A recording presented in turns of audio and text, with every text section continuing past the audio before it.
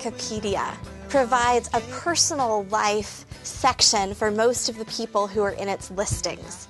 When I want to know more about a person, I usually like to go to their public teachings, the public face that they have, and then find out more about what goes on in their personal lives. Because the public face that people show doesn't mean very much to me if their personal life is a place of cruelty. I don't prefer to follow people who say kind words to the world, but deep down who are abusive to others. If Jesus showed up today and I didn't know him, I would probably look him up online and begin my research to find out what his accomplishments were in his public life. But then I would want to know, who is this person deep down? Who is he in his personal life and relationships? What is it that you would want to know if you were researching Jesus?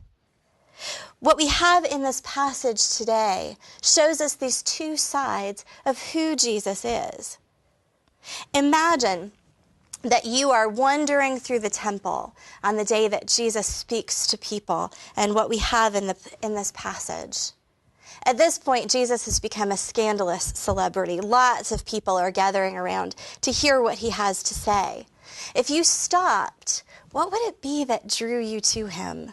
What would you be looking to hear? What questions would you be bringing to Jesus?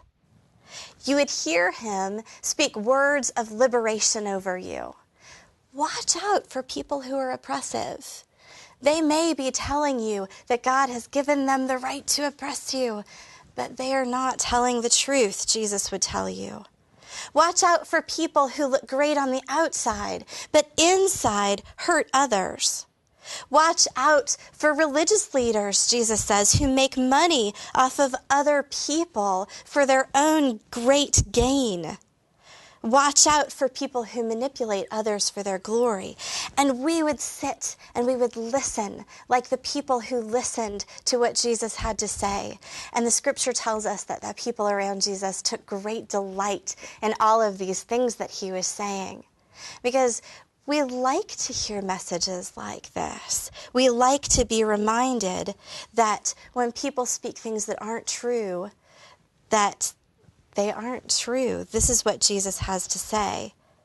But imagine that this isn't enough for you and me, and we are suspicious of what might be hypocritical people.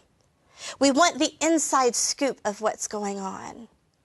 And so we decide to follow after him, to find out who he is when he's not in front of the large crowds of people. And so we follow him until he's sitting in front of the temple treasury and watching people put money in. And at the moment that he pulls his disciples, his closest friends in to speak to them, we know this is the moment to listen. This is the moment to find out who this man is. What is it that he's going to say?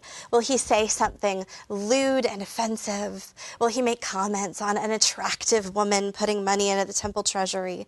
Will he plot how to steal money from the temple treasury and give it to the poor? Who is this man away from the crowds? And we listen to hear what he has to say. And he looks at his disciples and he says, that widow woman is one amazing person. You may not know this, but she has just given to God everything that she has to live on. She is amazing, and we should admire her.